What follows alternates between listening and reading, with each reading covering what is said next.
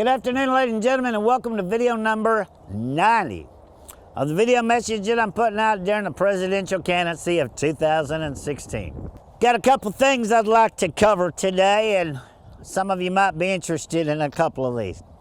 You know, here in Oklahoma, we've got a darn good governor, and the politicians of Oklahoma pretty much got their stuff together. We don't have a whole lot of problem here in Oklahoma with special interest groups and stuff like that, but boy, they pulled a fast, stupid one on me here just a little while ago. They're suing the state of Colorado for selling marijuana because all of the people that are buying it are from Oklahoma going to Colorado and bringing it back, which is illegal. But they got pot already here, what is illegal anyway. So what the hell's the difference? So they're spending all this money suing the state of Colorado. And now they so broke that they are closing school districts in the middle of the school year. Now, I've covered this once before, and I'll cover it again real quick. I don't smoke pot. Never liked the feeling. But if we could sell medical marijuana and recreational marijuana nationwide, just like Colorado does, you know, you staple the receipt to the bag, and if that's tampered with before you get home, you go to jail.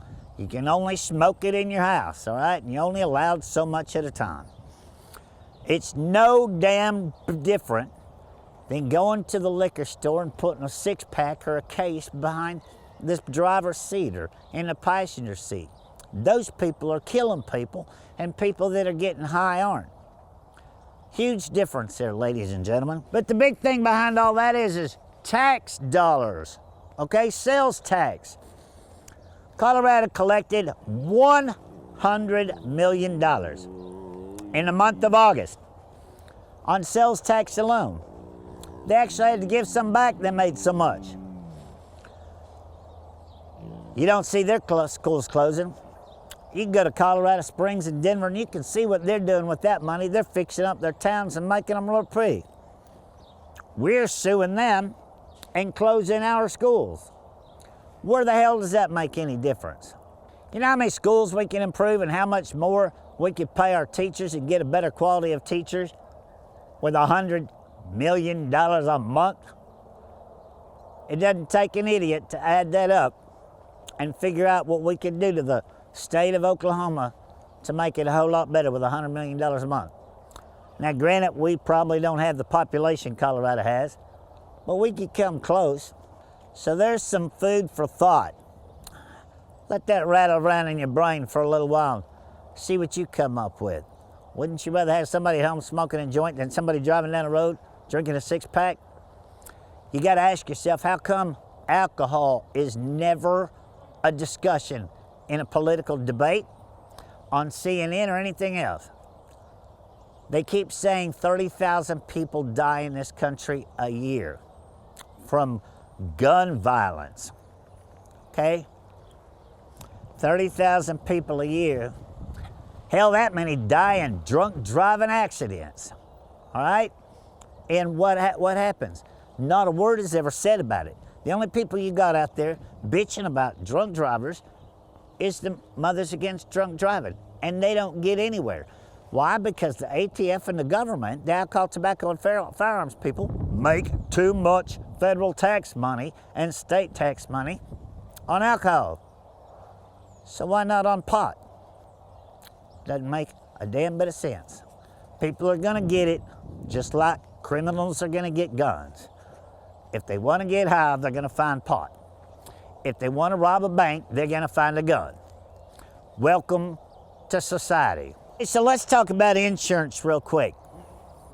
The insurance that Obama came up with is crap, okay? Now I'm going to tell you from personal experience, and that's part of why I'm running for President of the United States. I'm out here on the streets. I've struggled for 52 years to make ends meet and become somebody. I'm sick, and I understand our medical problems in this country. All right? So let me start there. Obamacare turned me down. Medicare turned me down. I had Blue Cross and Blue Shield of Oklahoma for 10 years. And I paid $918 a month. They automatically took out of the bank account for 10 years. Never missed a payment, never late on a payment. It was so expensive because I've had 4 heart attacks. Okay? So, I start out with prostate cancer. I go have prostate surgery. 2 days later, I become septic. All of my organs shut down. I'm laying in ICU on as many tubes as you can imagine. I have shingles land on my face to the point that I still can't feel my lips a year later. I spent 37 days in the hospital the first time. I get out of the hospital 2 days before Christmas of 2015. Actually, 2014. I'll correct myself on that one. Got all these months all mixed up. But anyway, get out of the hospital for 2 weeks. While I'm in the hospital, they diagnosed me with another disease called CVID. It's a common variable immune disease that you inherit between the ages of 25 and 50. And guess who the lucky motherfucker was? Out of the entire relationship and family, I'm the only one that got it. So I have no immune system. And I have to have infusions every 4 weeks to replace an immune system. So I get my first infusion in the hospital. They let me out of the hospital. 4 weeks later, I try and get my second infusion. Blue Cross and Blue Shield, after a $500,000 hospital bill, didn't take the insurance premium out of my January's bank account. Didn't even try. And they canceled me for lack of payment. And you can't argue with them bastards, okay? They're right. I don't care what you do. All right, so here I am with no insurance. And who is the stupid son of a bitch that makes it to where you can only apply for insurance one time a year? So in order to apply for new Blue Cross Blue Shield insurance, I have to wait from December to November. So I'm all summer sick with no insurance. Okay, so I finally get insurance. And the infusions that I need, there are so few people with this disease that the doctors would like to give it as an outpatient. It takes 5 hours to do an infusion. And you have to be monitored, so in case you have a heart attack while you're getting this infusion. Well, the insurance company calls it experimental. They have a form for it, but they call it experimental. They won't pay for it at the hospital. So I have to get sick enough that one of my organs shut down and go back to the hospital to get a $30,000 infusion. I could get out of the hospital, and they're going to pay another $250,000 hospital bill for me to be in ICU in the hospital because my organs shut down.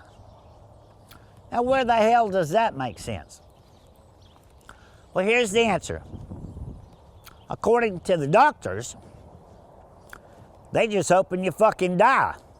So that way the insurance company ain't got to pay nothing. Okay? If you die as a human being needing health care, the insurance company is off the hook. Welcome to fucking America. Let's talk about prescription medication for just a second. In case some of you missed the video that I had up before,